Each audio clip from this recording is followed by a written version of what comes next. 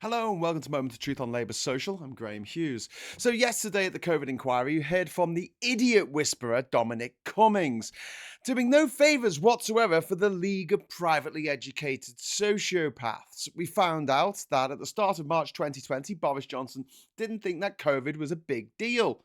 We remember. We were there.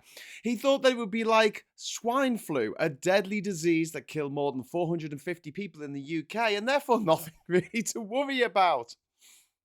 As we were to discover, the sanctity of human life doesn't appear to be a point on Boris Johnson's moral compass. Not that he has a moral compass in the first place, being less a conscientious ruler who deeply cares for the well-being of others and more of a coked up honey monster in constant search of his next fix. We also found out that just a few days before the first lockdown was announced, Cummings had to sit with Boris Johnson for 2 hours, apparently to stop him saying stupid shit.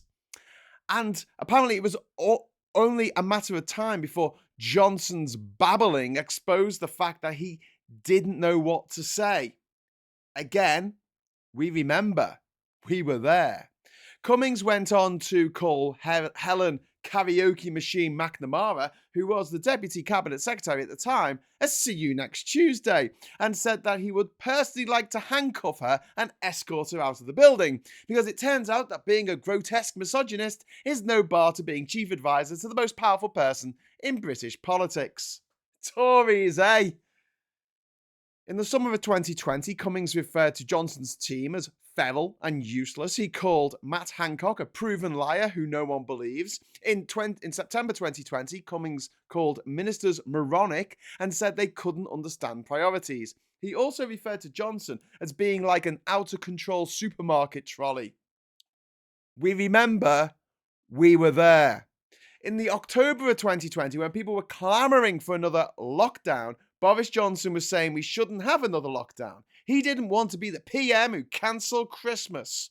He apparently claimed that because the median age for dying with COVID was higher than life expectancy, that COVID somehow added life to people.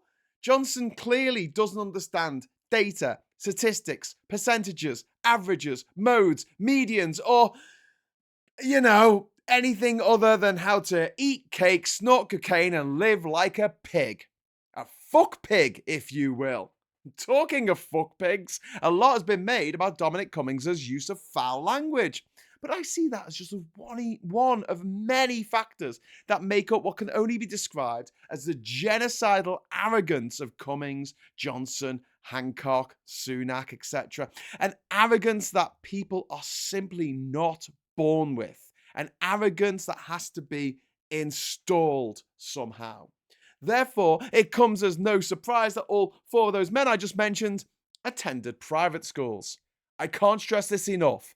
Private schools are a menace to British society. We need to wake up and understand the damage that they do. Not just to the poor sods who go to them, but for us peasants forced to live in a country ruled, more often than not, by vicious idiots promoted way above their abilities, not because they are any good at the job, not because they have the required experience, but because of the old boys network. And so we find ourselves living in a cultural wasteland where braying monsters with a sociopathic indifference to the suffering of others rule over us. And we let them.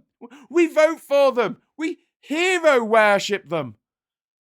Some claim that the likes of Cummings, Johnson, Farage, etc. are being paid by Russian operatives to destroy our country. I don't think that's true.